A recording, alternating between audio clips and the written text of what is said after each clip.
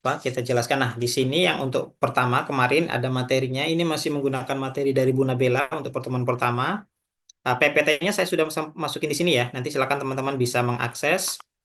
Udah bisa.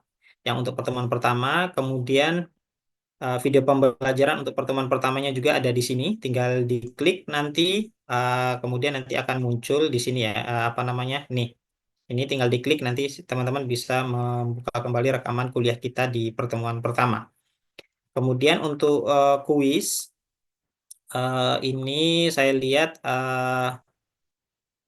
perhatikan dibuka jatuh temponya ya teman-teman. Jatuh temponya ini kan sampai 22 Juli. Jadi pastikan teman-teman mengerjakannya sebelum ini sudah selesai. Nah, ini sudah dibuka mulai 22.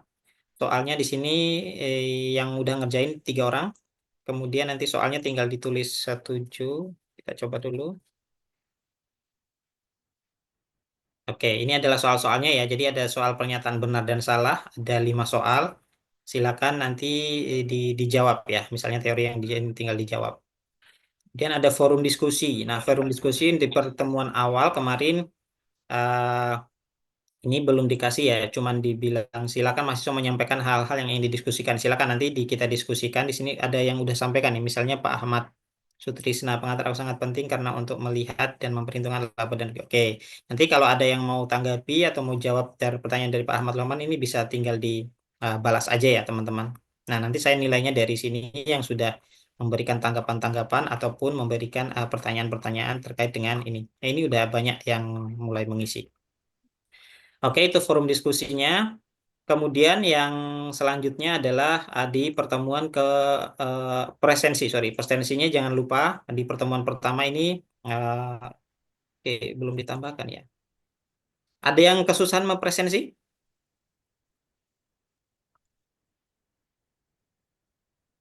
Sebentar, saya tambahkan. Adakah yang susah mengakses presensi, teman-teman? Iya Pak ada. Yang pertemuan pertama berarti belum ya? Iya Pak. Oke, sebentar, sorry, saya berarti kelewat ini. Saya bukakan di 27 Februari. Sekalian ya, biar tak tambahkan sekaligus saja. Oke. Ya, oke, sudah saya tambahkan nanti untuk pertemuan satunya sudah bisa diklik ya presensinya. Kemudian di pertemuan kedua juga belum ya? Coba saya cek. Oh, pertemuan kedua udah ya, udah ditambahkan nanti silakan sudah bisa dicek. Kemudian di pertemuan kedua ada forum diskusinya juga teman-teman harus kerjakan ini udah sama ya, berikan tanggapan. Kemudian ada video pembelajaran. Nah, ini dari tutor ya kemarin ya Bu Nela yang mengisi. Nanti di sini udah ada. Kemudian materinya sama dari Bu Nabela di sini ya. Materi dari Bu Nabela. Oke. Nah, kalau pertemuan ketiga ini sudah mulai saya update ya teman-teman semuanya. Tapi sudah terlewat ya. Ada juga yang mengisi forum diskusi yang lama ini ya. Nah, ini sudah. Nah, yang sudah ngisi di yang lama nggak apa-apa deh karena ini kesalahan dari saya kemarin lama update-nya. Jadi yang sudah mengisi di yang lama ini tidak usah isi kembali. Tapi sebenarnya yang harus teman-teman isi adalah yang di forum diskusi 03 yang baru ini ya, bukan yang lama, yang 03 ini. Nah, jadi di sini dituliskan ada soalnya nih. Silakan mendownload materi ini saya sudah buatkan. Mendownload materi bla bla bla bla. Soalnya adalah gini.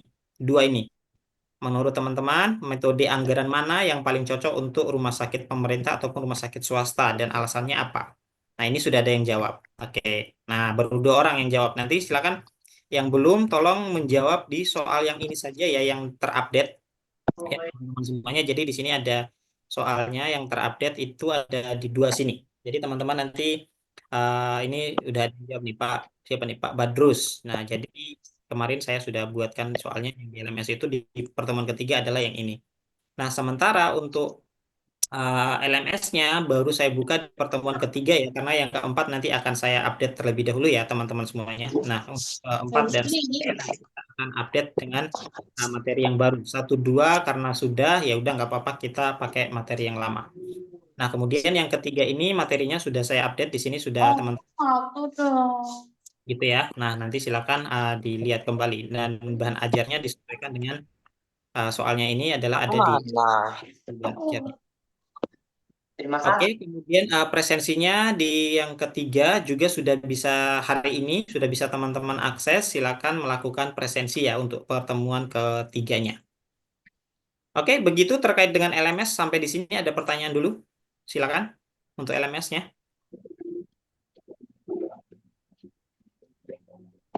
Jelas ya, teman-teman? Ya Pak, jelas. Ya. Jelas, Pak. Oke, sekarang kita masuk ke kuliah hari ini. Saya share dulu. Sudah terlihatkah? Sudah Pak. Ya, baik. Ini adalah topik yang menarik. Kita nanti akan bahas kaitannya dengan akuntansi di dalam manajemen keuangan rumah sakit, gitu ya. Nah, paling tidak hari ini kita akan belajar 4 hal ini, teman-teman semuanya. Yang pertama, apa sih peran dari akuntansi di dalam manajemen keuangan rumah gitu ya. Ini memang berbeda sekali dengan bahan ajar sebelumnya karena saya sesuaikan dengan struktur yang sekarang dan juga kurikulum yang sekarang. Jadi kita sesuaikan beberapa poin utama yang menurut saya sangat penting untuk teman-teman seorang sarjana administrasi kesehatan ataupun sarjana kesehatan itu perlu memahami hal-hal dasar ini gitu ya. Nah, nanti 4 hal ini kita akan pelajari. Yang pertama tadi yang saya sebutkan peran akuntansi dalam manajemen keuangan rumah sakit.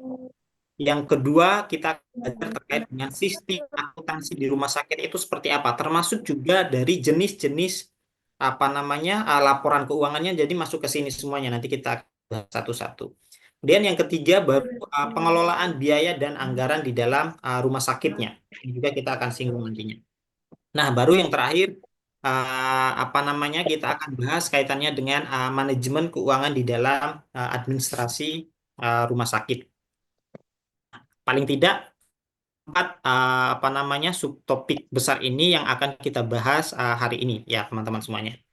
Nah, sekarang kita masuk di bagian yang pertama dulu. Nah, kemarin sudah saya sampaikan bahwa manajemen keuangan yang baik itu kemarin ya di pertemuan sebelumnya sudah saya sampaikan merupakan apa ya kunci utama di dalam tentang operasional rumah sakit. Artinya apa? Artinya di dalam pengelolaan manajemen rumah sakit kita butuh manajemen keuangan yang baik gitu ya sebagai institusi yang menyediakan layanan kesehatan gitu ya. Rumah sakit itu harus berfokus pada itu tadi yang saya sebutkan pada aspek pelayanan medisnya tidak hanya pada medis tapi juga harus memastikan bahwa sumber daya finansialnya dikelola secara efisien, artinya secara baik gitu ya.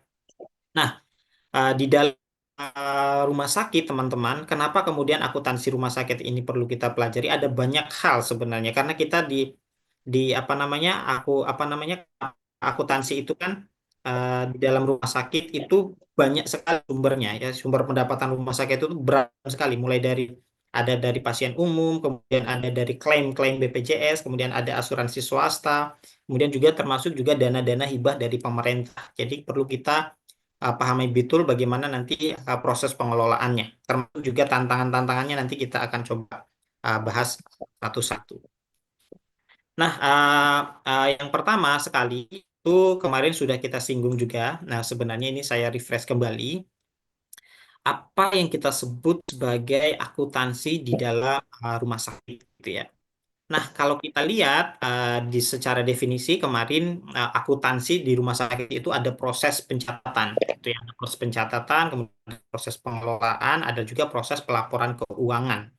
Nah, pelaporan keuangan ini kemarin kita sudah sampaikan digunakan begitu digunakan untuk memastikan rumah sakit itu dapat beroperasi dengan baik secara finansial, gitu ya. Sebagai contohnya kemarin kita sudah berikan pandangannya. Misalnya ketika seorang pasien membayar biaya perawatan gitu ya, baik akuntansi bagian akuntansi itu mencatatnya sebagai pasokan. Nah, kemudian juga saat rumah sakit membeli obat-obatan ataupun membayar gaji dokter gitu ya, itu dicatat sebagai pengeluaran. Makanya di dalam akuntansi itu ada proses yang kita sebut sebagai pencatatan itu. Nah, Bapak Ibu semuanya, kenapa kemudian akuntansi itu penting di dalam manajemen keuangan rumah sakit? Tentu saja rumah sakit kemarin kita sudah juga singgung sedikit, bukan hanya tempat berobat begitu ya, tapi juga ada apa namanya organisasi yang harus dikelola dengan baik agar apa? Agar tetap apa bisa beroperasi satu karena akuntansi juga membantu rumah sakit di dalam mengelola keuangan dengan cara tadi membantu bagaimana kemudian akuntansi itu harus bisa memastikan bahwa rumah sakit itu tidak apa namanya mengeluarkan lebih banyak uang daripada yang diterima gitu ya. Nah, kemudian juga ada beberapa poin yang mestinya kita selalu perhatikan di dalam contoh kaitannya dengan hal ini.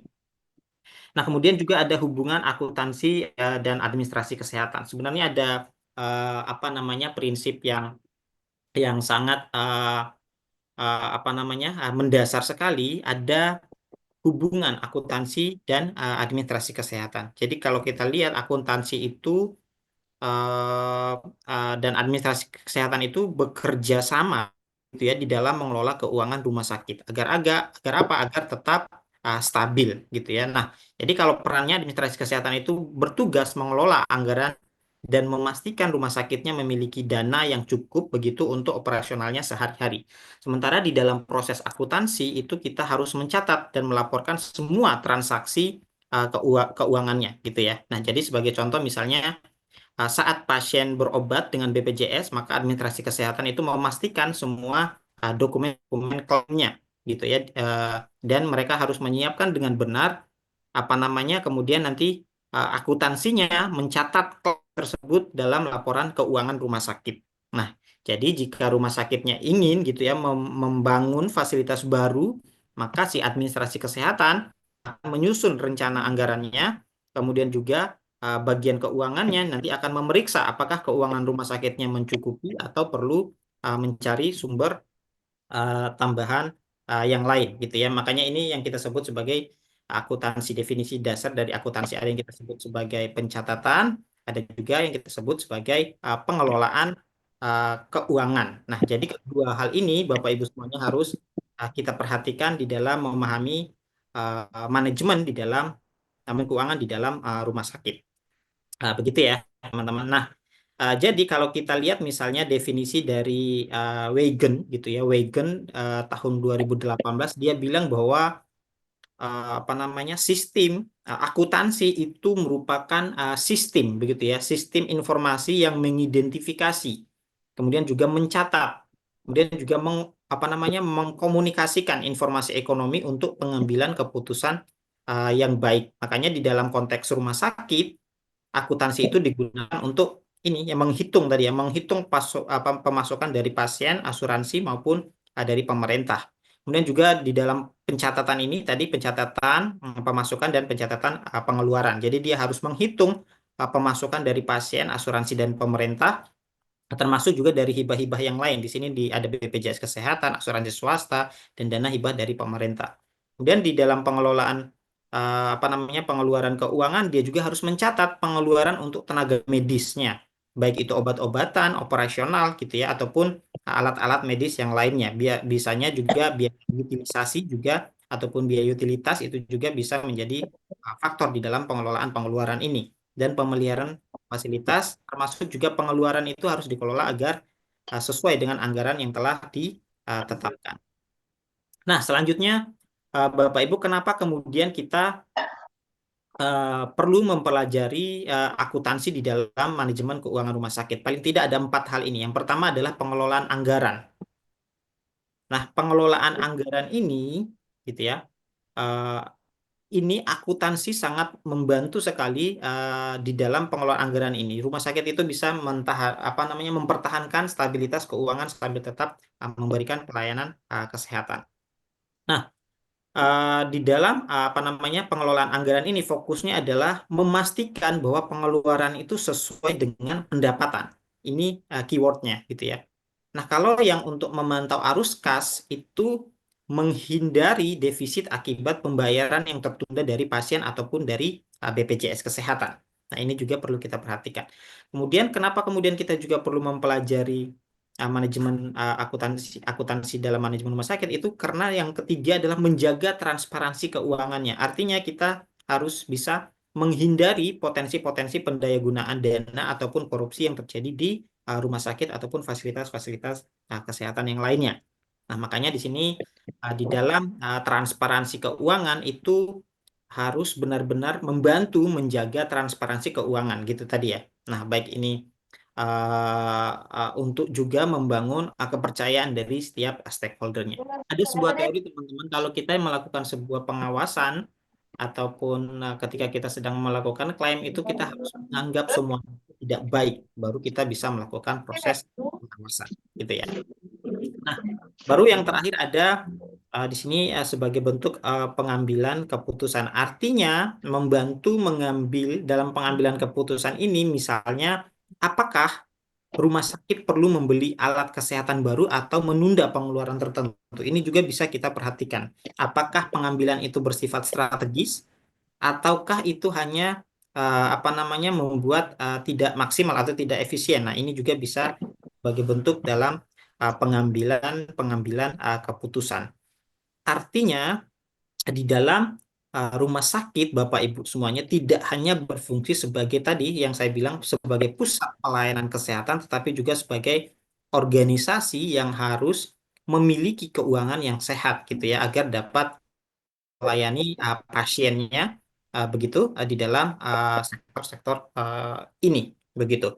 Nah, kalau kita lihat definisi dari manajemen keuangan yang dari apa namanya RACE 2005 itu dia bilang bahwa manajemen keuangan yang baik dalam organisasi kesehatan itu sangat penting untuk memastikan bahwa pelayanan yang berkualitas tanpa mengorbankan apa namanya stabilitas keuangan. Nah, ini adalah empat di dalam kenapa kemudian kita penting mempelajari akuntansi di dalam Oh, alah. keuangan. Sebagai contohnya adalah rumah sakit swasta begitu melihat laporan keuangan, kemudian menyadari bahwa biaya operasionalnya lebih besar dibandingkan dengan pendapatan dari si pasien. Nah, jadi dengan laporan akuntansi Bapak Ibu semuanya itu bisa menemukan bahwa penyebabnya itu adalah pengeluaran obat yang tidak terkontrol. Akhirnya di manajemen rumah sakit ini bisa mengambil langkah untuk mencari apa namanya pemasok harga lebih kompetitif agar Loker. lebih Loker. ada yang bocor ya siapa ya Oke, yang jadi gawe di pusat penggorengan baterai. ini seperti dulu siapa tadi Saya bilang, bodoh. Coba itu. Gimana sih? Ini dia foto. ya oke saya mutkan dulu ya oke kita aduh kok berat ya kita lanjutkan. Nah, kemudian selanjutnya Bapak Ibu semuanya ada poin kaitannya dengan hubungan dalam kok macet-macet sebentar. Aduh.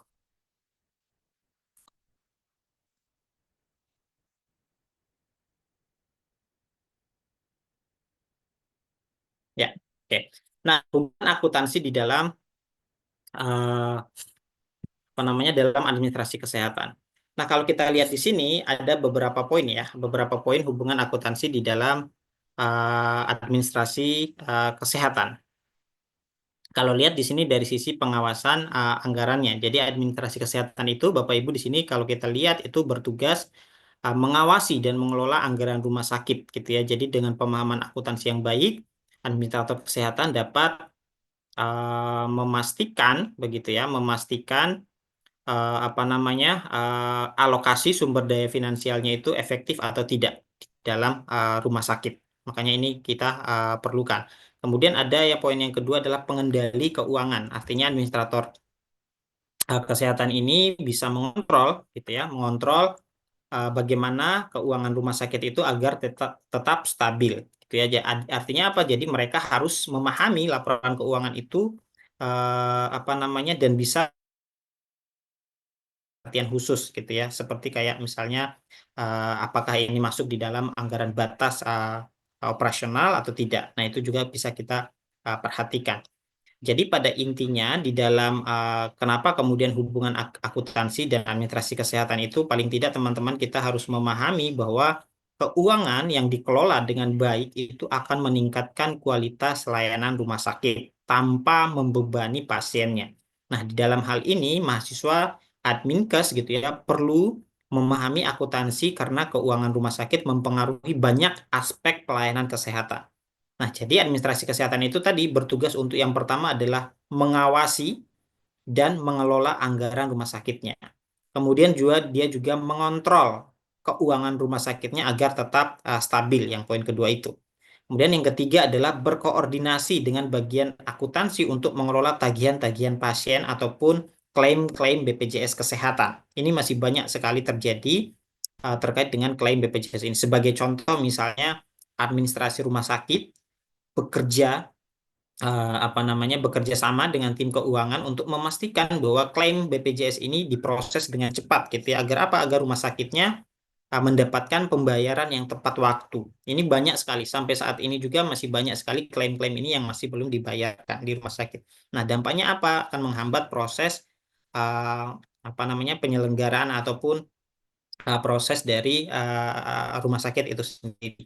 Nah, jika ada kendala di dalam pencairan dana, maka si administrasi kesehatan ini akan melakukan negosiasi dengan BPJS untuk mencarikan solusi-solusi terbaik. Makanya ini perlu sekali di dalam melihat keempat hal ini, termasuk juga peningkatan efisiensi operasionalnya. Jadi dengan memanfaatkan data akuntansi, si administrator kesehatan itu dapat mengidentifikasi begitu ya area-area operasional yang dapat dioptimalkan. Nah, kemudian selanjutnya Bapak Ibu ada jenis dari laporan keuangan. Nah, jenis-jenis laporan keuangan ini sebelum masuk ke jenis laporan keuangan, saya ingin menyampaikan dulu bahwa akuntansi di dalam rumah sakit itu sangat berbeda dengan bisnis-bisnis yang lainnya. Nah, akuntansi di rumah sakit itu Bapak Ibu semuanya karena ini rumah sakit itu bukan hanya mencari keuntungan begitu ya, tetapi juga memberikan pelayanan kesehatan kepada masyarakat. Artinya sistem keuangan rumah sakit itu harus mencatat pemasokan begitu ya. Harus mencatat pemasukan dan pengeluaran secara detail. Karena apa? Karena berkaitan dengan pasien, klaim asuransi, termasuk juga subsidi-subsidi pemerintah. Nah, perbedaan utamanya apa dengan bisnis-bisnis yang lain gitu ya. Jadi jika ada pertanyaan seperti itu ya maka yang pertama adalah sumber pendapatannya lebih kompleks Bapak Ibu.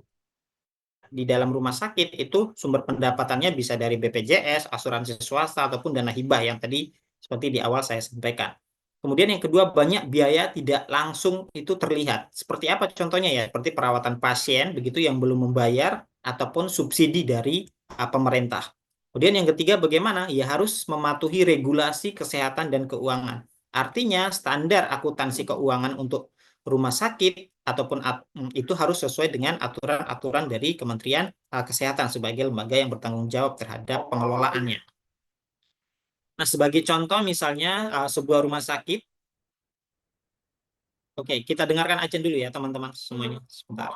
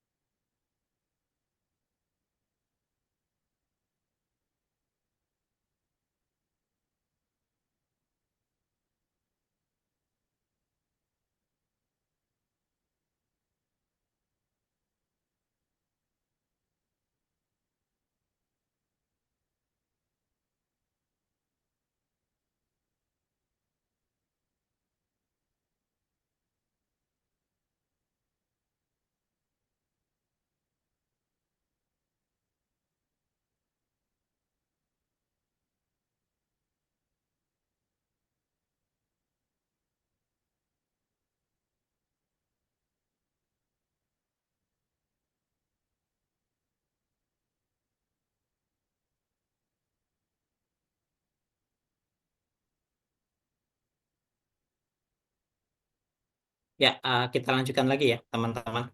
Tadi sampai di uh, poin ketiga ini.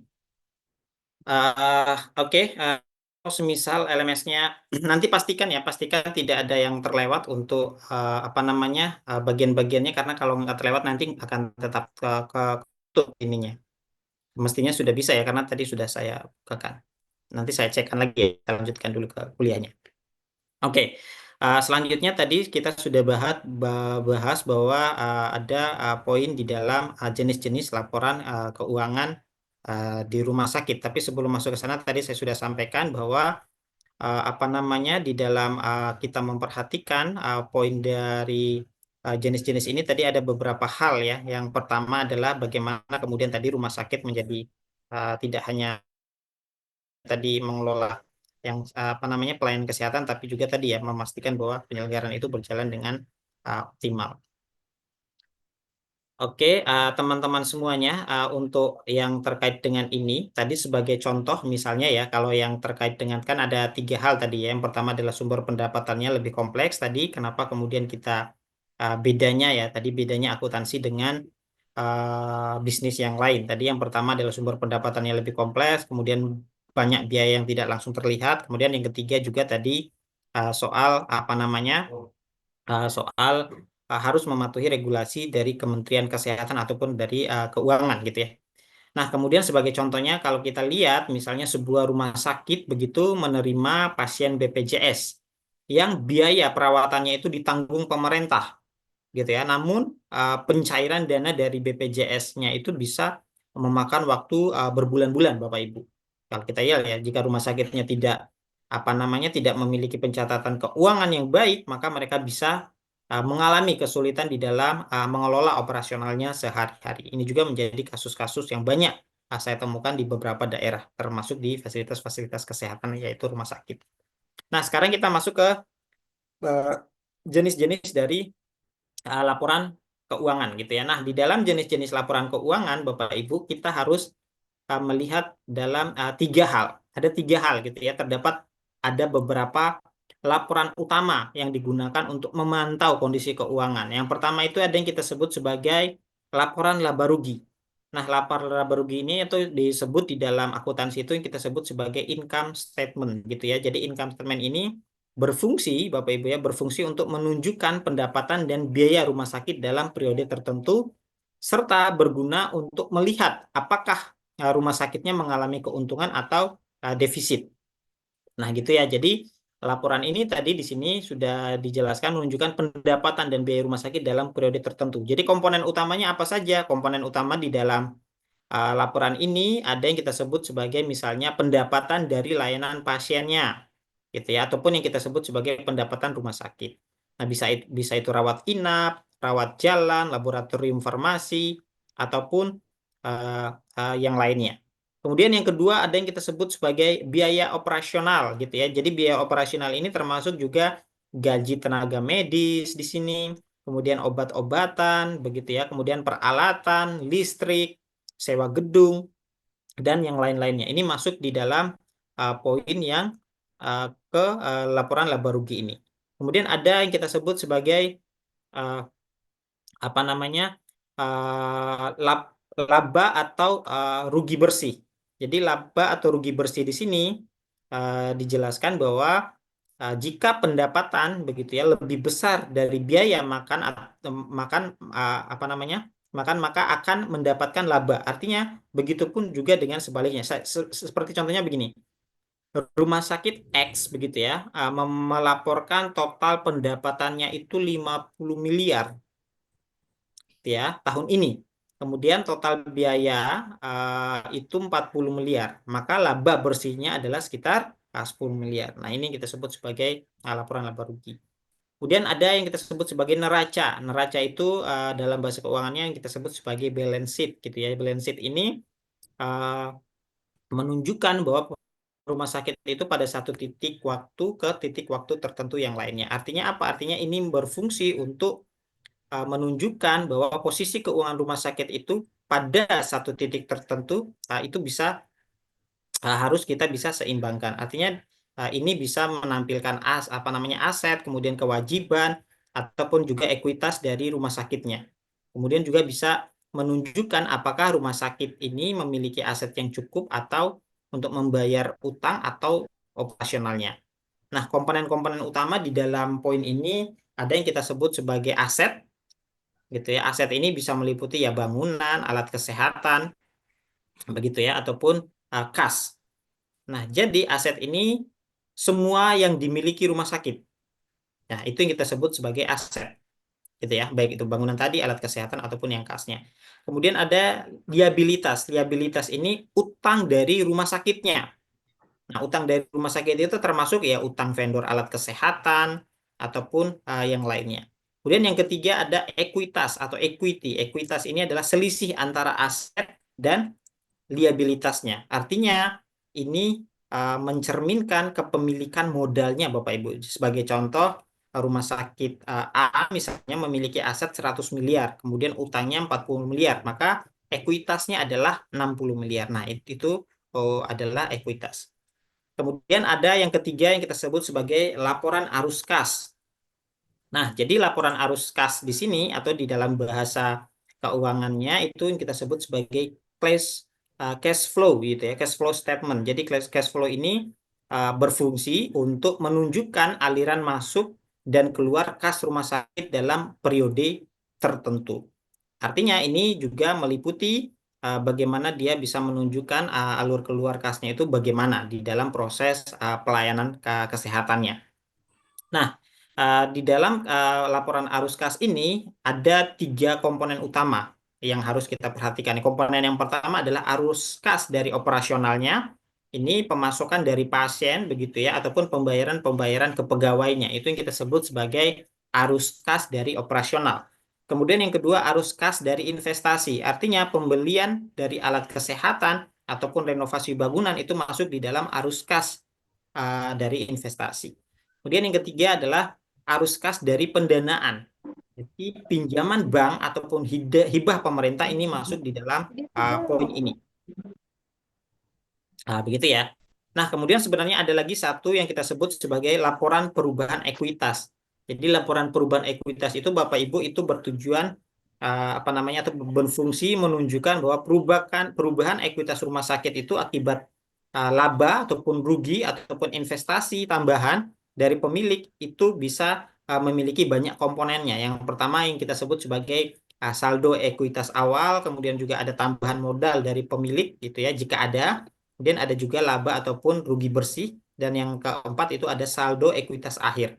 Nah, sebagai contoh misalnya jika ekuitas awal rumah sakit A adalah 50 miliar dan tahun ini 5 miliar, maka ekuitas akhirnya adalah 50 miliar. Itu yang kita sebut sebagai laporan perubahan ekuitas. Ini saya belum masukin di sini. Jadi ada 4 hal ya di dalam jenis-jenis laporan keuangan di rumah sakit. Yang pertama tadi yang kita sebut sebagai laporan laba rugi, kemudian ada neraca, kemudian yang ketiga ada laporan arus kas, yang terakhir itu ada laporan perubahan ekuitas. Oke, sekarang apa saja sih sebenarnya tantangan-tantangannya di dalam menyusun laporan keuangan rumah sakit? Nah, tantangan-tantangan di dalam menyusun laporan keuangan rumah sakit itu masih banyak sekali kita temukan. Yang pertama terutama terkait dengan keterlambatan klaim BPJS ya Bapak Ibu. Ini di banyak kasus ini masih banyak sekali terjadi. Nah, keterlambatan gitu ya, keterlambatan pencatatan klaim BPJS ini pada banyak kasus di Indonesia itu pencatatan klaim BPJS masih menjadi masalah yang cukup serius gitu ya dan sangat-sangat berdampak dan mengganggu arus kas dari rumah sakitnya. Kemudian soal yang kedua adalah soal alokasi biaya. Artinya kesulitan alokasi biaya tetap dan variabel itu di mana ini membutuhkan sistem akuntansi yang baik Bapak Ibu. Jadi banyak sekali alokasi biaya ini rumah sakit menghadapi kesulitan dalam mengalokasi biaya tetap dan variabelnya. Nah, ini juga masih banyak sekali terjadi. Kemudian kurangnya transparansi. Nah, kurangnya transparansi di sini dalam pengelolaan dana artinya dengan kurangnya transparansi dalam pengelolaan dana akan berdampak dan menimbulkan risiko fraud gitu ya jika tidak diaudit dengan baik begitu ya. Nah, kemudian apa yang mesti tentu saja soal digitalisasi sistem keuangan dengan sistem informasi manajemen rumah sakit. di banyak tempat ini sudah banyak sekali dilakukan. Termasuk yang kedua adalah peningkatan kompetensi SDM di dalam pengelolaan keuangan rumah sakitnya. Baru yang terakhir adalah audit keuangan berkala untuk meningkatkan transparansi dari rumah sakit. Nah, kemudian Bapak Ibu semuanya ada beberapa hal kenapa kemudian laporan keuangan itu rumah sakit itu menjadi penting gitu ya. Yang pertama bagi manajemen. Bagi manajemen itu dia bisa untuk mengambil keputusan strategis. Jadi laporan keuangan itu digunakan untuk pengambilan keputusan-keputusan yang strategis. Seperti apa? Seperti yang misalnya kita sedang mau membangun rumah sakit lanjutan. Itu kan ataupun ekspansi layanan. Itu kan membutuhkan apa namanya pengambilan keputusan-keputusan yang strategis. Termasuk di dalamnya adalah efisiensi biaya. Kemudian kalau dari sisi investor ataupun pemilik dari rumah sakit itu, tentu saja laporan keuangan itu sangat berfungsi sekali untuk mengetahui apakah rumah sakit ini menguntungkan atau tidak, gitu ya. Itu kita bisa lihat di dalam laporan keuangannya. Makanya di laporan keuangan itu sangat penting bagi investor ataupun pemiliknya. Kemudian bagi pemerintah bagaimana? Bagi pemerintahan juga laporan keuangan ini sangat penting untuk memastikan bahwa rumah sakit gitu ya menjalankan operasinya sesuai regulasi yang ada. Apakah ini sudah sesuai dengan regulasi yang ditetapkan pemerintah atau tidak? Itu bisa kita lihat dari laporan keuangan. Nah, kemudian yang selanjutnya dari sisi apa namanya BPJS dan asuransi kesehatan yang lainnya. Laporan keuangan rumah sakit itu sangat berguna sekali di dalam tadi menilai klaimnya ataupun efisiensi pelayanan kesehatannya. Apakah klaim-klaimnya ini sesuai dengan laporan keuangannya atau tidak? Itu bisa uh, sangat di-track, sangat dilihat di dalam apa namanya poin ini. Nah, kemudian tadi saya sudah jelaskan apa saja tantangan di dalam penyusunan laporan keuangan. Tadi ada keterlambatan pencatatan ini, klaim BPJS, alokasi dana, dan seterusnya. Kemudian yang mestinya dilakukan CMRS tadi ya, digitalisasi sistem keuangan dengan sistem informasi manajemen rumah sakit. Hampir semua rumah sakit saya rasa sudah punya sistem informasi manajemen rumah sakit. Termasuk juga di daerah-daerah terpencil, walaupun tidak semua ya, maksudnya tapi hampir semua. Nah, pertanyaannya adalah apakah laporan keuangannya itu juga masuk di dalam sistem informasi rumah sakit? Jawabannya ada yang sudah dan ada yang tidak. Kalau untuk wilayah-wilayah Jawa, seperti misalnya kemarin saya di RSR Cito, itu sudah menerapkan laporan keuangan itu berbasis pada sistem informasi manajemen rumah sakit. Jadi tidak hanya pelayanannya yang dilihat di dalam sistem informasi manajemen rumah sakitnya, tapi juga sudah masuk kepada laporan-laporan yang termasuk juga laporan keuangan di dalamnya. Itu sudah bisa di cross check lewat sistem. Makanya salah satu solusi terbaiknya adalah memasukkan gitu ya di laporan keuangan ini bisa diakses ataupun bisa terintegrasi di dalam sistem informasi manajemen rumah sakit. Sehingga nanti kalau misal BPJS kesehatan mau klaim itu bisa ditarik datanya dari SIMRS. Hingga nanti bisa prosesnya akan lebih cepat. Begitu ya Bapak Ibu semuanya. Kalau kita lihat mestinya seperti itu sudah mengarahnya ke sana. Nah, kemudian sebelum ke penyusunan anggaran, ada juga beberapa hal yang perlu diperhatikan. Nah, sistem informasi apa namanya akuntansi di dalam rumah sakit itu, Bapak Ibu semuanya ada banyak ya, banyak rumah sakit tadi yang saya sampaikan SIMRS itu sudah gunakan untuk mencatat tadi ya dan mengelola keuangan secara otomatis. Ada beberapa fitur, saya nggak bisa kasih lihat contohnya, tapi paling tidak ada beberapa yang perlu Bapak Ibu pahami, ada beberapa fitur ya di dalam SIMRS itu terkait dengan laporan keuangan di beberapa contoh rumah sakit yang sudah menerapkan ini. Fitur yang pertama ada apa namanya pencatatan transaksi secara otomatis tadi yang saya sampaikan ya. Jadi ini dilakukan untuk menghindari tadi kesalahan-kesalahan yang manual. Kemudian tadi yang saya sebutkan integrasi, ada integrasi dengan klaim BPJS dan asuransi. Anu pakuan deh, jangan di luar mah. Anu pak. Nah ini apa namanya bisa mempercepat proses dari pembayaran dari klaim tadi.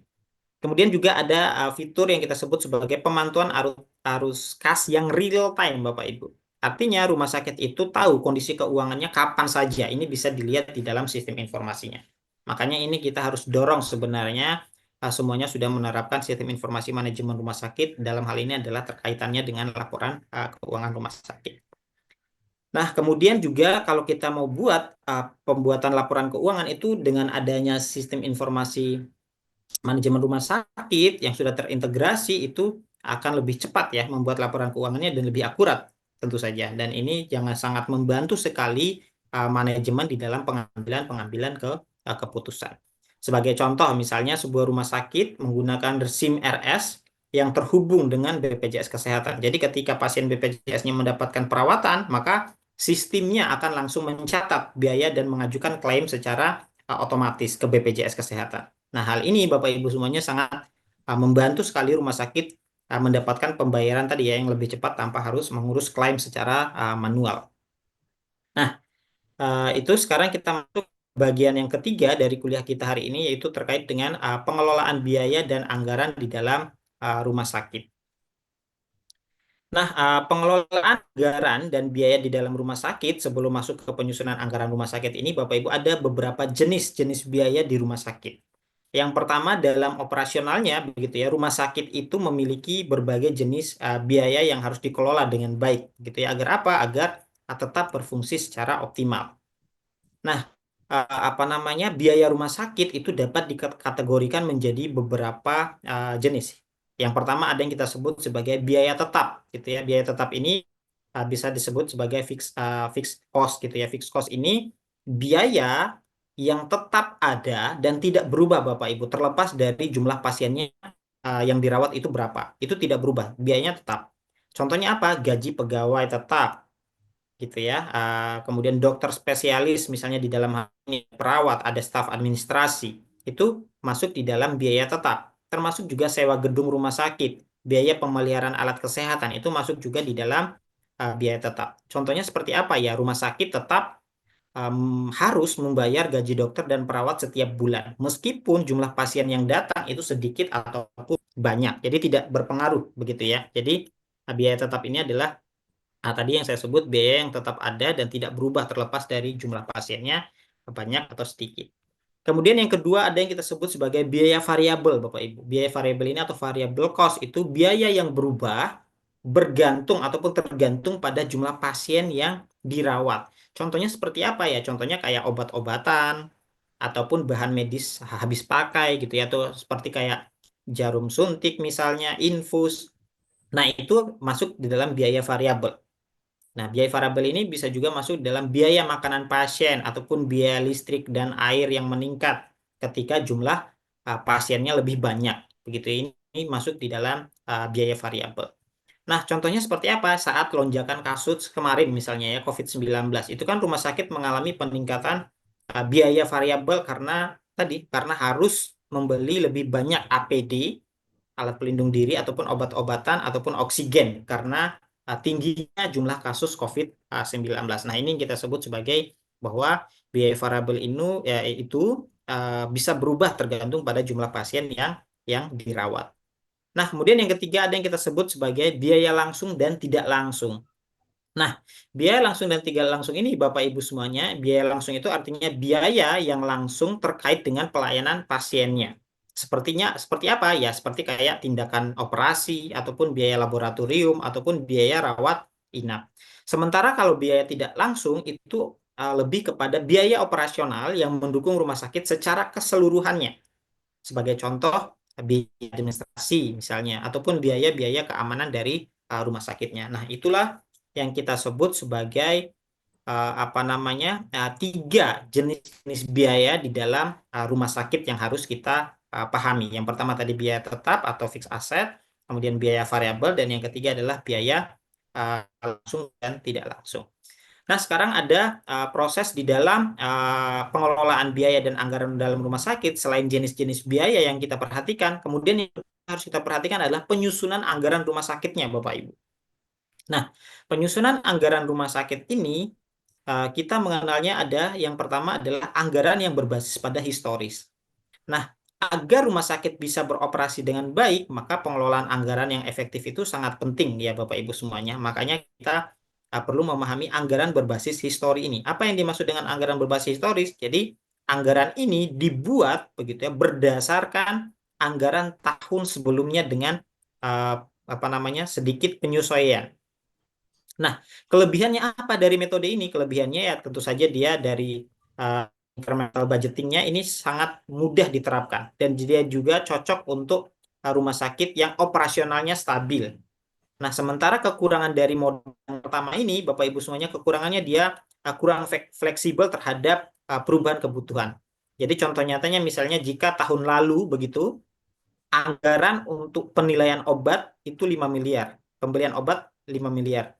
Maka tahun ini rumah sakit mungkin menambah 5-10% angka tersebut untuk menyesuaikan inflasi.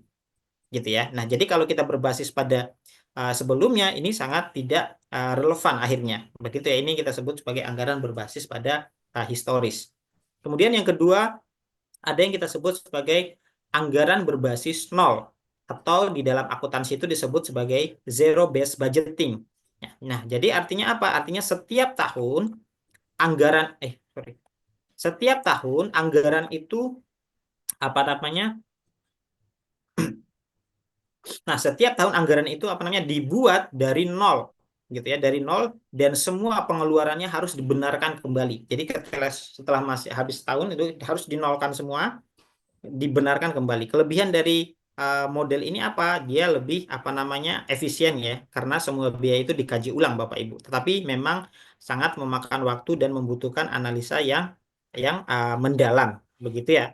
Jadi kekurangannya ini memang sangat membutuhkan waktu yang lama. Gitu ya. Sebagai contoh misalnya rumah sakit begitu mengevaluasi apakah masih perlu mengalokasikan anggaran besar untuk cetak dokumen fisik misalnya, ataupun lebih baik dialihkan ke sistem digital untuk menghemat biaya operasional. Ini masuk di dalam anggaran berbasis nol.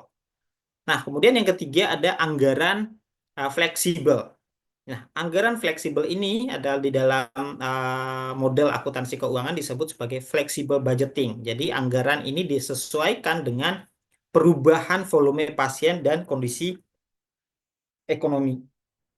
Nah, artinya apa namanya? Kelebihan di dalam model ini, Bapak Ibu, itu lebih adaptif terhadap kondisi-kondisi yang tak terduga. Sementara kalau kita lihat kelemahannya di sini, kelemahannya memang dia membutuhkan pemantauan yang rutin ya. Sebagai contoh misalnya selama pandemi begitu rumah sakit menyesuaikan anggaran dengan meningkatkan pembelian APD itu ya, dan mengurangi anggaran untuk apa namanya? Untuk kegiatan yang non darurat. Nah, ini yang kita sebut sebagai anggaran fleksibel. Jadi ada 3 hal ini di dalam penyusunan anggaran rumah sakit. Kemudian apa juga yang harus kita perhatikan? Tentu saja implementasi dari anggarannya.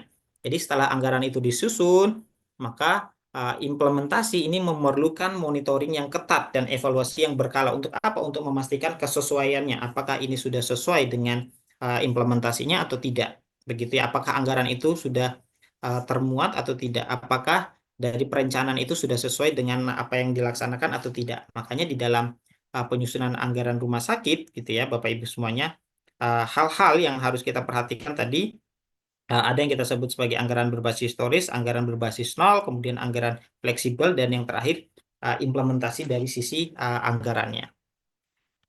Oke, sekarang kita masuk di dalam strategi apa namanya efisiensi keuangan rumah sakit. Ada beberapa strategi di dalam evaluasi keuangan rumah sakit.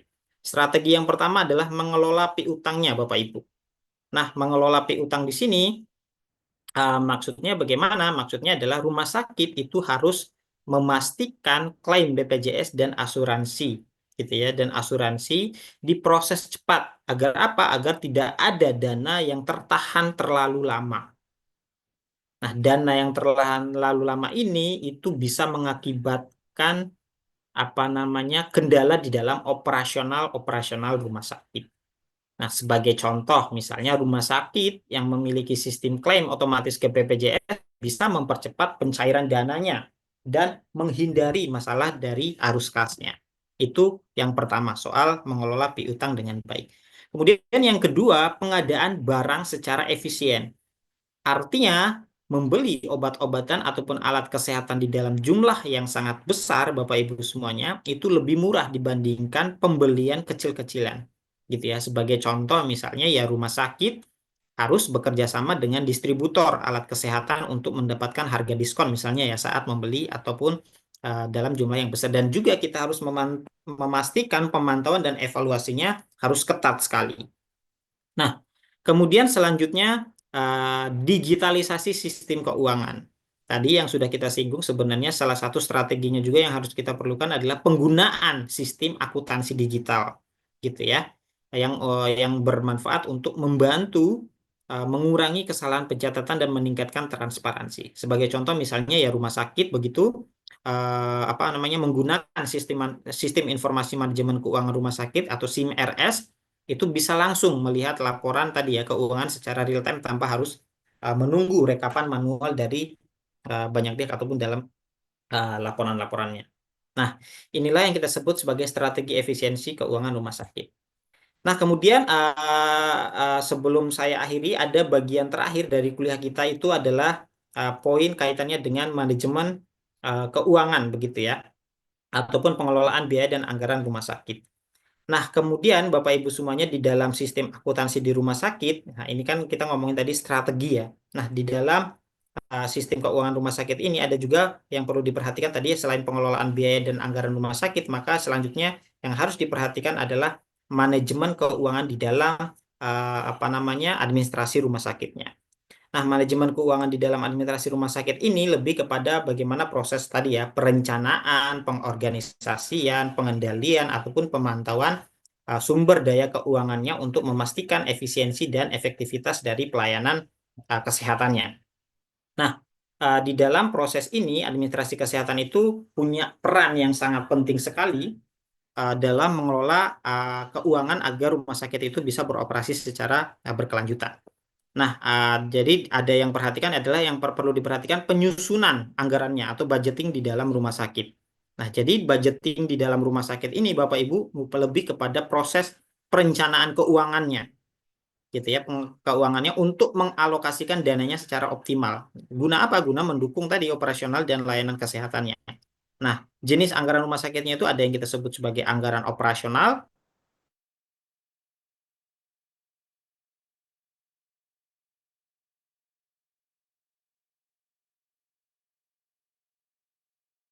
darurat ini anggaran yang digunakan untuk situasi atau yang tak terduga ya, seperti kayak wabah penyakit ataupun yang lainnya.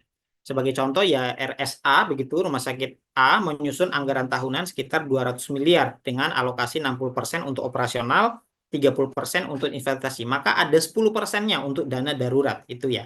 Jadi pentingnya budgeting ini digunakan untuk tadi menghindari pemborosan dari anggaran, kemudian menjamin keberlanjutan pelayanan kesehatan, dan yang terakhir adalah kemudahan rumah sakit di dalam mengajukan pendanaan dari pemerintah dan investornya. Nah, inilah yang perlu kita perhatikan. Kemudian apa peran administrasi dalam perencanaan keuangan? Peran tentu saja yang pertama mengelola alokasi dana untuk pelayanan-pelayanan pasiennya. Kemudian juga menganalisis kebutuhan investasi dalam rumah sakitnya. Misalnya apakah perlu membeli MRI gitu ya, ataupun MRI yang baru ataupun masih menggunakan MRI yang lama. Kemudian yang ketiga itu bisa mengontrol biaya operasional agar efisien begitu ya. Artinya apa namanya biaya yang operasional ini gitu ya, mengontrol biaya operasional ini bisa kita pastikan agar lebih efisien dan tetap berkualitas. Nah, di dalam poin yang ketiga itu ada yang kita sebut sebagai manajemen piutang dan klaim asuransi. Nah, manajemen piutang ini rumah sakit itu mencakup pengelolaan tagihan dari pasien umum gitu ya, ataupun klaim asuransi BPJS dan swasta. Nah, tantangan utamanya ya keterlambatan pembayaran yang mengganggu arus kas, kemudian juga proses verifikasi yang panjang. Itu juga ada juga tantangan-tantangan yang lain seperti kayak semacam perbedaan tarif inasibijis ya, yang sering kali apa namanya tidak mencakup seluruh biaya perawatannya. Nah, sehingga apa? Sehingga diperlukan strategi tadi seperti mempercepat proses klaimnya, memastikan bahwa pasiennya memiliki jaminan sebelumnya, gitu ya, jaminan sebelum mendapatkan layanan, baru juga memanfaatkan sistem informasi keuangan tadi untuk apa namanya mencatat pencatatan yang akurat, gitu ya. Nah, kemudian selanjutnya Bapak Ibu semuanya ada yang harus juga diperhatikan adalah proses verifikasi dan kendala administrasi. Proses verifikasi klaim itu merupakan tahapan begitu ya, pengecekan dokumen sebelum pembayaran klaim disetujui oleh BPJS atau asuransi swasta.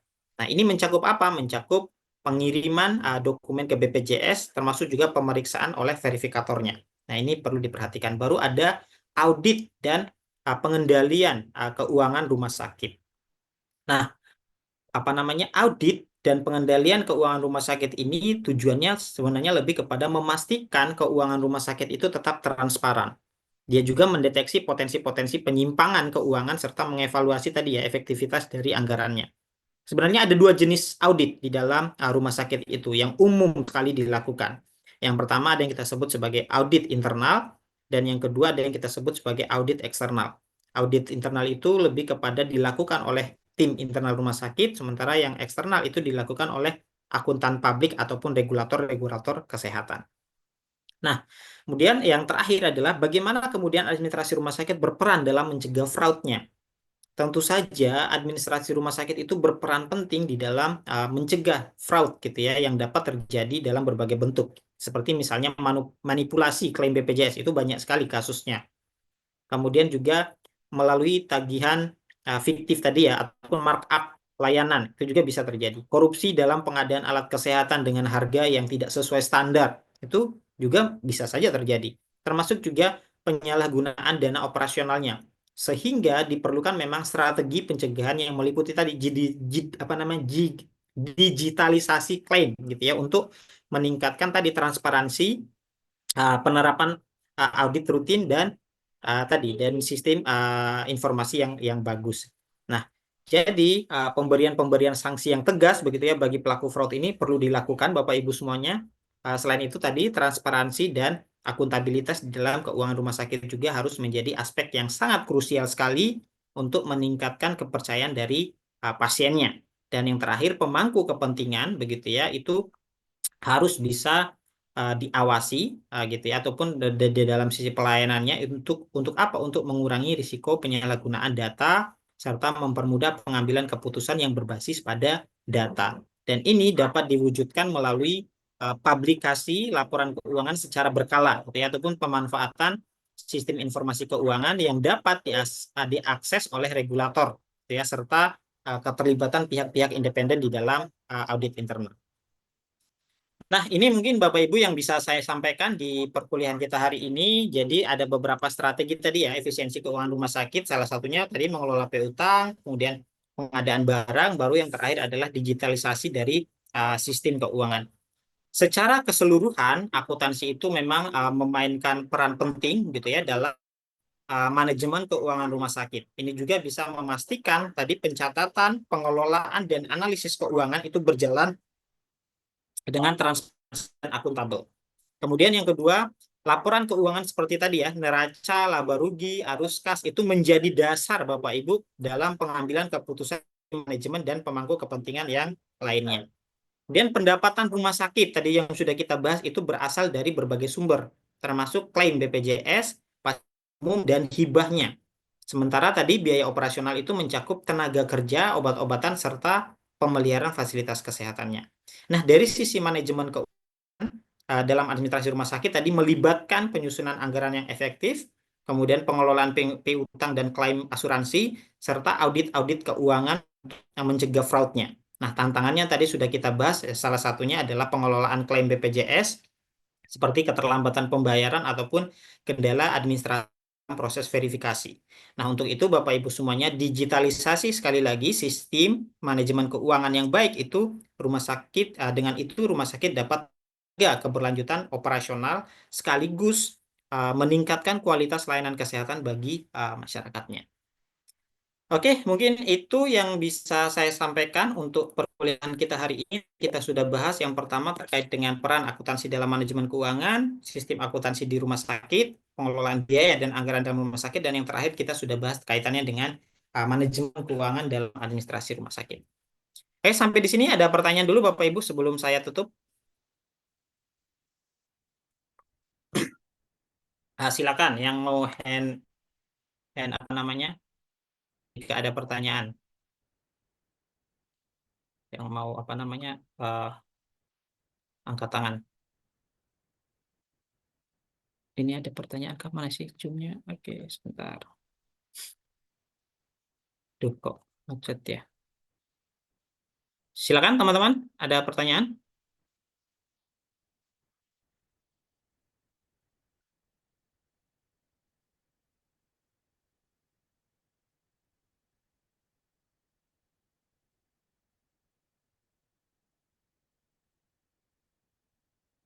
Cuma tadi mana?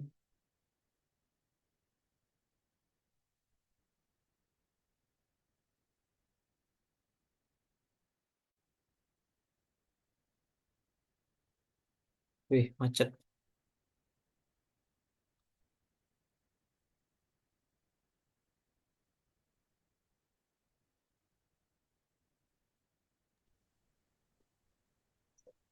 Selamat sore, izin bertanya, Pak. Sorry, sebentar. Kok macet ya? Nggak kelihatan ininya.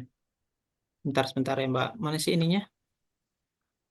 Iya, Kok nggak kelihatan ya, teman-teman? Di mana sih? Oh, ini. Nggak bisa ya? Welcome back, Zoom, yes. Oke.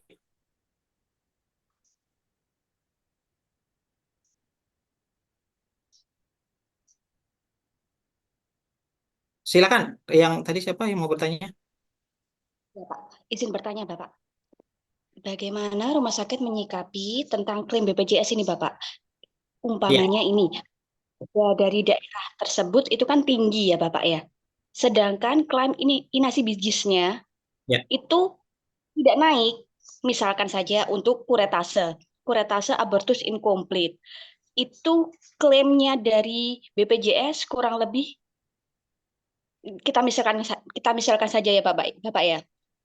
Kurang lebih itu nanti 1.500.000-an dan rawat jalan ya Bapak. Sedangkan untuk tarif perda di rumah sakit tersebut sekitar 6 juta. Jadi selalu minus. Itu bagaimana ya Bapak rumah sakit menyikapinya? Terima kasih. Ya. Ini dengan Bu siapa? Sorry, belum kenalan tadi. Saya Rida, Bapak dari Nganjuk. Mbak Rida dari Nganjuk ya. Pertanyaannya jadi terkait dengan klaim ya. Jadi kalau kita lihat proses klaim ini memang jadi salah satu isu yang masih sangat apa namanya bermasalah sekali ya, Mbak. Jadi banyak juga tadi kaitannya dengan klaim ini yang berdampak pada pelayanan yang ada di rumah sakit. Nah, proses klaim-klaim ini sebenarnya sudah ada standar ataupun aturan-aturan berlakunya. Nah, kalau semisal tadi proses klaimnya di dalam contoh kasus yang disampaikan Bu yang dari Nganjuk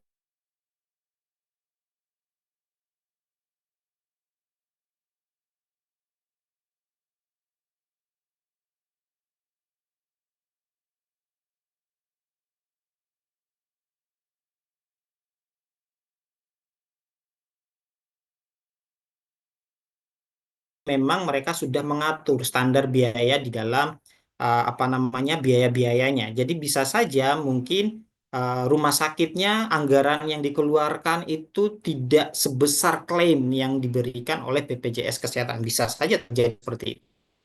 Nah, ini menjadi masalahnya, Bu. Makanya tadi keterlambatan-keterlambatan ini bisa jadi karena proses klaimnya tadi juga tidak kena terhadap sistem informasi atau pelaporan yang diberikan kepada BPJS Kesehatan. Akibatnya apa? Akibatnya ya tadi karena tidak adanya sistem informasi manajemen rumah sakit yang mengintegrasikan dengan BPJS ya berdampaknya seperti itu. Termasuk juga Inaci Bijis. Jadi tidak bisa mereka ngontrol langsung sampai ke bawah. Ini memang butuh semua stakeholder itu yang berkaitan itu apa namanya bisa saling berkoordinasi.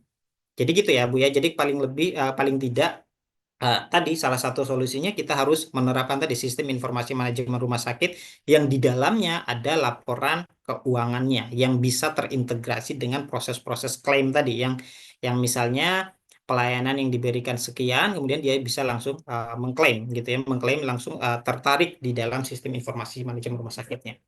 Gitu ya Bu ya. Ada tanggapan lagi? Bu siapa tadi ya? Lupa terus yang dari Nganjuk. Ya, Pak. Iya. Sudah, Pak. Cukup.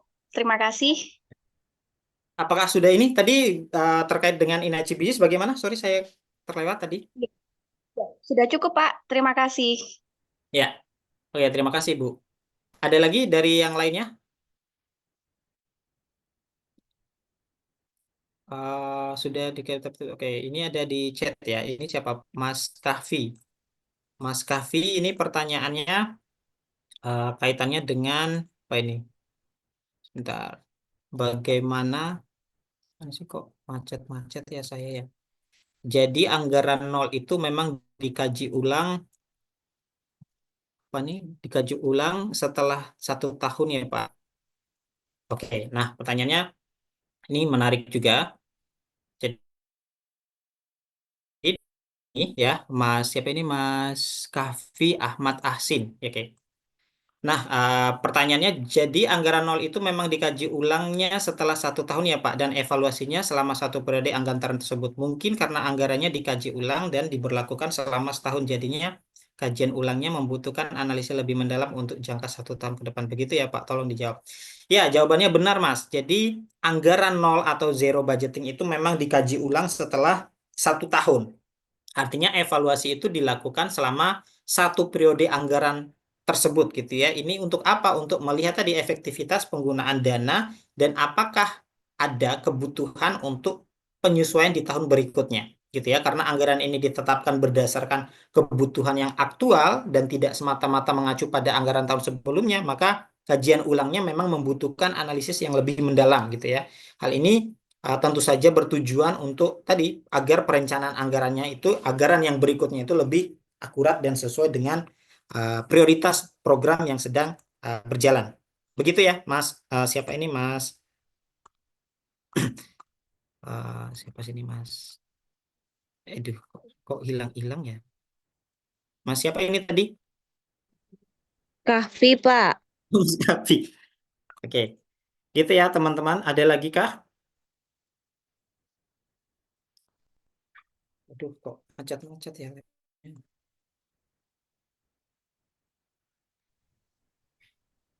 Izin Pak bertanya. Ya, ini siapakah? Saya Tatang Pak.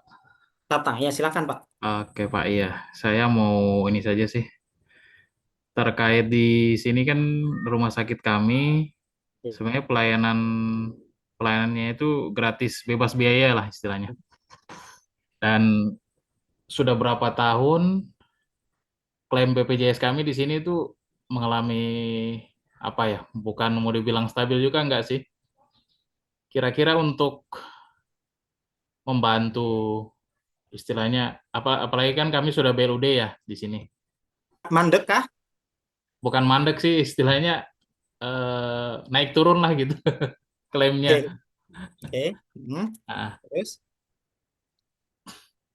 kira-kira mungkin ada solusi apa gitu mungkin yang bisa membantu Oke. untuk meningkatkan gitu. Ya, itu aja Pak. Makasih. Baik, terima kasih Pak. Tadi namanya Tatang, eh, Tatang. Pak Tatang. Oke, Pak Tatang, kaitannya dengan saya selalu sampaikan ya bahwa masalah klaim BPJS ini memang masih menjadi isu yang sangat krusial sekali. Bapak rumah sakitnya di mana ya Pak? Saya di RSUD Kabupaten Teluk Bintuni, Provinsi Oke, Papua Barat. oke, dari Papua ya. Apalagi untuk daerah-daerah sana ya. Dan ini kan klaim kan menyesuaikan dengan ini kan Pak jumlah dari apa namanya pesertanya kan. Nah, kalau terkait dengan masalah yang Bapak tadi sudah beberapa tahun klaimnya tadi mengalami naik turun, kira solusinya bagaimana? Yang pertama yang harus kita pahami adalah terkait dengan fluktuasi klaim BPJS yang naik turun ini selama beberapa tahun ini, Pak, ada beberapa hal. Sebenarnya yang pertama, kita harus optimalisasi klaim BPJS-nya. Pastikan bahwa semua layanan yang bisa diklaim BPJS itu tercatat, Pak. Gitu ya, tercatat dengan benar dan sesuai dengan prosedur-prosedur yang berlaku. Dan yang kedua, periksa kembali kelengkapan dokumen klaimnya agar tidak ada yang ditolak ataupun tertunda, Pak. Kemungkinan besar, kalaupun semisal ada yang tertunda tadi ataupun lambat, itu pasti ada masalah dengan dokumen pelaporannya. Nah, yang ketiga, tentu harus dilakukan audit internal, Pak, secara berkala. Gitu ya, untuk apa? Untuk meminimalkan kesalahan administrasi di dalam pengajuan klaimnya. Makanya yang selalu saya dorong sebenarnya yang paling bagus itu SIM tadi, SIM RS itu dengan ada apa namanya SIM RS untuk laporan keuangan itu harus dimasukin di dalam SIM RS-nya. Nah, kemudian yang kedua ada poin diversifikasi. Artinya selain mengandalkan BPJS, rumah sakit juga harus dari hibah yang lainnya. Itu ya, tapi tidak bisa kita andalkan tadi klaim BPJS 100%. Jadi ini akan jadi masalah ketika ini ada kasus-kasus yang seperti ini. Makanya kita harus bisa mengandalkan selain dari BPJS, kita harus juga mencari pendanaan dari hibah, CSR ataupun bekerja sama dengan pemerintah daerah ataupun lembaga-lembaga filantropi. Sekarang sudah banyak Pak yang berkembang untuk lembaga-lembaga filantropi kesehatan. Nah, Bapak silakan bisa ajukan saja proposal-proposal bantuan operasional ataupun subsidi ke instansi-instansi yang terkait. Kalau di UGM misalnya ya kemarin kita juga mendorong ada filantropi kesehatan. Nah, sekarang sudah mulai berjalan tuh. Nah, Bapak sudah ada apa namanya proses pengajuannya itu bisa bisa diajukan lewat sana juga. Itu udah ada. Filantropi Indonesia sekarang sudah berkembang, sudah lebih jauh, udah lebih bagus gitu. Nah, Oke. kemudian yang ketiga yang harus diperhatikan terkait dengan efisiensi operasionalnya, Pak. Artinya evaluasi biaya operasional rumah sakit itu kita harus cari cara untuk mengurangi pengeluarannya tanpa mengorbankan kualitas layanannya. Nah, tadi yang saya selalu katakan gunakan sistem digital untuk manajemen klaimnya, Pak, ataupun rekam medisnya agar lebih efisiensi. Kemudian yang keempat terakhir ada poin negosiasi tarif, Pak. Sebenarnya bisa dilakukan. Jadi jadi coba ajukan negosiasi dengan BPJS-nya terkait dengan tarif klaimnya agar lebih sesuai dengan biaya real dari pelayanan di rumah sakit. Kan mereka nggak mau tahu BPJS itu. Nggak mau tahu pokoknya standarnya segini ya udah walaupun pengeluaran lebih besar dari rumah sakitnya. Nah, makanya ini perlu dilakukan negosiasi tarif dengan BPJS ini yang saya bilang. Bergabunglah dengan apa namanya forum-forum rumah sakit ataupun asosiasi-asosiasi kesehatan untuk melakukan advokasi ini, advokasi kebijakan tarif. Kalau saya tidak salah udah ada forum-forumnya juga ya. Kemarin juga sudah banyak advokasi-advokasi untuk terkait dengan hal ini. Nah, yang terakhir sekali, meningkatkan kapasitas SDM tentu saja latih stafnya gitu ya untuk tenaga medisnya agar memahami regulasi BPJS yang terbaru sehingga proses klaimnya bisa lebih optimal gitu ya Pak ya. Atau juga bisa mungkin membentuk tim khusus untuk menangani klaim BPJS agar lebih cepat. Nah, jadi menurut saya kalau rumah sakitnya tadi sudah melakukan beberapa langkah ini, Bapak, saya rasa untuk klaim BPJS-nya itu ya tadi ya mungkin perlu analisis yang lebih lanjut begitu ya untuk mengenai pola-pola klaim dan kendala yang sering terjadi. Mungkin ini bisa menjawab tadi pertanyaan dari Pak Tata. Ya, siap Pak. Makasih Pak. Ya, oke, itu saja teman-teman. Ada lagi kah sebelum saya akhiri? Sudah cukup? Ada yang saya terlewat?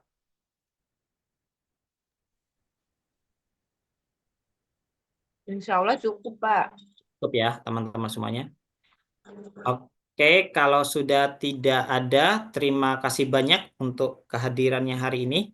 Saya tutup kuliah kita hari ini ya karena udah lebih 30 menit. Lebih dan kurangnya saya mohon maaf. Sampai ketemu di pertemuan selanjutnya. Jangan lupa untuk mengerjakan kuisnya ya teman-teman.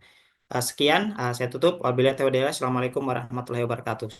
Waalaikumsalam warahmatullahi Waalaikumsalam. wabarakatuh. Terima kasih, Pak. Waalaikumsalam warahmatullahi Oke. wabarakatuh.